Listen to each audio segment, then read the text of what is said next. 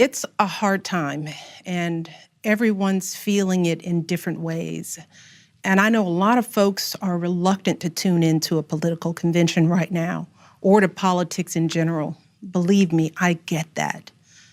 But I am here tonight because I love this country with all my heart. And it pains me to see so many people hurting. I have seen this country's promise. And thanks to so many who came before me, thanks to their toil and sweat and blood, I've been able to live that promise myself. That's the story of America. All those folks who sacrificed and overcame so much in their own times because they wanted something more, something better for their kids. There's a lot of beauty in that story. There's a lot of pain in it too. A lot of struggle and injustice and work left to do. And who we choose as our president in this election will determine whether or not we honor that struggle and chip away at that injustice and keep alive the very possibility of finishing that work. As I've said before, being president doesn't change who you are. It reveals who you are. Well, a presidential election can reveal who we are too. And 4 years ago, too many people chose to believe that their votes didn't matter. 4 years later, the state of this nation is very different. More than 150,000 people have died, and our economy is in shambles because of a virus that this president downplayed for too long. As George Floyd, Breonna Taylor, and a never-ending list of innocent people of color continue to be murdered, stating the simple fact that a Black life matters is still met with derision from the nation's highest office. Because whenever we look to this White House for some leadership or consolation or any semblance of steadiness, what we get instead is chaos, division, and a total and utter lack of empathy. Empathy. That's something I've been thinking a lot about lately.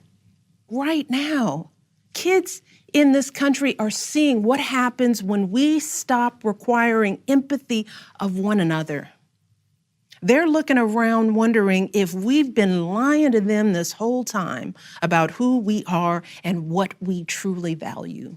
They see an entitlement that says only certain people belong here, that greed is good and winning is everything, because as long as you come out on top, it doesn't matter what happens to everyone else. And they see what happens when that lack of empathy is ginned up into outright disdain. They see our leaders labeling fellow citizens enemies of the state while emboldening torch-bearing white supremacists. They watch in horror as children are torn from their families and thrown into cages, and pepper spray and rubber bullets are used on peaceful protesters for a photo op. Sadly, this is the America that is on display for the next generation. A nation that's underperforming not simply on matters of policy, but on matters of character. And that's not just disappointing, it's downright infuriating. We know that what's going on in this country is just not right.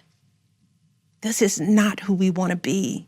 Over the past 4 years, a lot of people have asked me, when others are going so low, does going high still really work? My answer, going high is the only thing that works. But let's be clear. Going high does not mean putting on a smile and saying nice things when confronted by viciousness and cruelty. Going high means taking the harder path. It means scraping and clawing our way to that mountaintop. So let me be as honest and clear as I possibly can. Donald Trump is the wrong president for our country. He has had more than enough time to prove that he can do the job, but he is clearly in over his head. He cannot meet this moment. He simply cannot be who we need him to be for us. It is what it is. If you take one thing from my words tonight, it is this. If you think things cannot possibly get worse, trust me, they can and they will if we don't make a change in this election. If we have any hope of ending this chaos, we have got to vote for Joe Biden like our lives depend on it. His life is a testament to getting back up.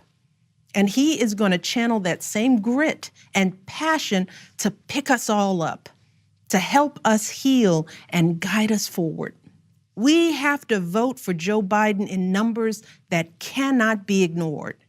Because right now, folks who know they cannot win fair and square at the ballot box are doing everything they can to stop us from voting. It is well past time for our leaders to once again reflect our truth. So, it is up to us to add our voices and our votes to the chorus of history, echoing heroes like John Lewis, who said, "When you see something that is not right, you must say something. You must do something." That is the truest form of empathy. Not just feeling, but doing.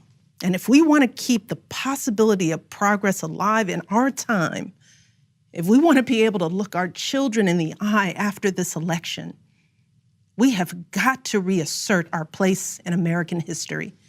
And we have got to do everything we can to elect my friend Joe Biden as the next president of the United States. Thank you all. God bless.